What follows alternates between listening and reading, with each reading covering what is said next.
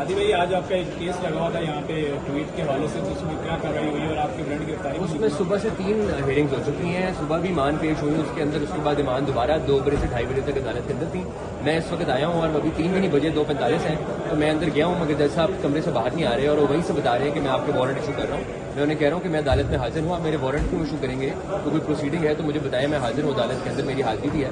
But वो इस वक्त ये मिसकॉन्डक्ट है कि वो अपने चेम्बर से बाहर नहीं आ रहे और अंदर से कह रहे हैं कि नहीं आप चले जाएं, मैं आपके वारंट करना चाहता हूँ इस वक्त। तो अब मैं ऑर्डर का इंतजार कर रहा हूँ, अभी अदालत में खड़ा हूँ। अभी 2:45 PM का टाइम है, तो ये बड़ी ज्यादती होगी कि आप काउंसिल्स को अदालत में एज एक्यूज खड़ा करें और उसके बाद प्रोसीडिंग ना करें और क्या मैं वारंट इशू करूंगा, आप जो मर्जी कर लें। वैसे तो अभी जब आप आए अदालत के अंदर पेश हुए तो आपने रिक्वेस्ट की है या अदालती अमले? जी मैंने अदालती अमले की रिक्वेस्ट की, उन्होंने जाके कहा है और जज साहब वहीं से बोल रहे हैं, उनकी आवाज़ मुझे आ रही है, वो कह रहे हैं कि आप चले जाएं हाजी साहब, मैं आपके वारंट इशू करूंगा।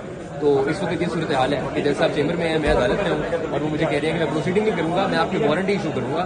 तो मैं इस वक्त इसलिए यहाँ खड़ा हूँ। तो अच्छा, आप खुद भी वकील हैं, तो अब आपके ब्रांड का क्या स्टेटस है? क्योंकि ब्रांड तो कोर्ट में लाने के लिए थे, तो आप आ गए। मैं तो अदालत में खड़ा हूँ, मेरे पेश होने के बावजूद अगर वो करना चाहते हैं तो मैं अदालत में ही खड़ा हूँ। बेशक मुझे अदालत से अगर वो अरेस्ट करना चाहते हैं, इलीगैलिटी होगी, रेगुलरिटी होगी, अगर वो ये करना चाहते हैं, अगर ये सिर्फ ट्रायल नहीं है, ये तस्दील करने का एक पर्पज है, तो वो उस तरह कर लें, कोई मसला नहीं, हम तो खड़े हैं। मैं तो इस वक्त भी ट्रायल कोर्ट के अंदर खड़ा हूँ और उन्हें बता रहा हूँ कि आप प्रोसीडिंग कर लें, मेरी हाजिरी लगा लें। वो कहते हैं कि नहीं, मैं आपकी वारंट इशू करूँ।